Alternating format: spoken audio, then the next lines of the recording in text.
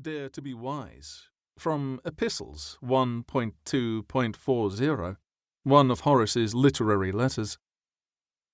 Kant's argument is that enlightenment, and he was a central figure in an intellectual movement that has done more than anything to shape the modern world, requires a general determination to think for ourselves, to have the courage to apply our individual faculty of reason independently of such controlling forces as the Church or oppressive government.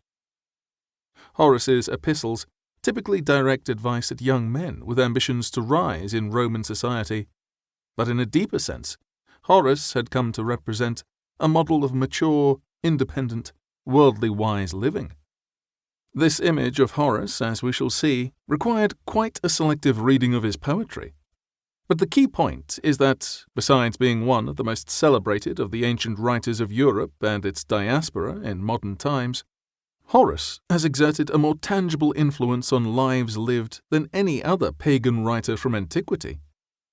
This book will investigate the sources of Horace's remarkable moral authority, but at the heart of any answer will be his peerless capacity for memorable expression of the ethical imperatives of existence. Quintus Horatius Flaccus was born on the 8th of December 65 BCE in a small and unregarded town called Venusia, modern Venosa, on the Appian Way in southern Italy. His father was a freedman, a former slave, a status which, in a culture as rigid and class-conscious as Rome, brought with it significant stigma, even for his freeborn son. There have been efforts to play down the humbleness of Horace's origins. Perhaps, it has been argued, his father had in fact been a freeborn Venusian, captured in military upheavals earlier in the century and quickly released, but this is hard to square with what Horace himself says about the matter. The truth is that his father had been a slave.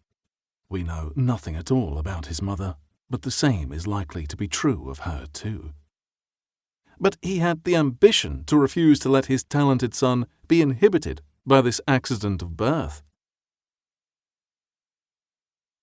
Once freed, Horace's father is described by his son as living the life of an impoverished smallholder, but he also says that his father worked as a coactor argentarius, a profession, associated with auctions, which could be lucrative, especially perhaps in the unsettled conditions that obtained in Italy in Horace Sr.'s lifetime. What is not in doubt is that everything that Horace's father wanted for his son was expensive. Unwilling to see him go to the local secondary school with the big boys sprung from big centurions, perhaps Roman veterans forcibly settled on Venusia after previous conflicts, he had the courage to take me, when a boy, to Rome to be taught the skills any knight or senator teaches his offspring. This was the very best education that could be had, one that situated Horace squarely within the Roman elite. He recalls one of his teachers, L. Orbilius Pupillus, as Plagosus, the flogger, but he was a celebrated teacher of literature, commemorated in antiquity in his hometown of Benevento, by a marble statue of him seated with 2 boxes of book rolls beside him. The archetypal pedagogue, Orbilius also wrote a book complaining about the wrongs suffered by teachers from the indifference or the excessive demands of parents. After Orbilius, Horace went on to enjoy the 3rd stage of a conventional elite education, heading to Athens in Greece to study philosophy in the company of such privileged young men as the son of Cicero, the orator. Again, this didn't come cheap. Cicero's son was living on 100,000 sesterces per year, an extremely generous sum that Cicero was confident would allow his son not to lose face with the other elite young men he was studying with.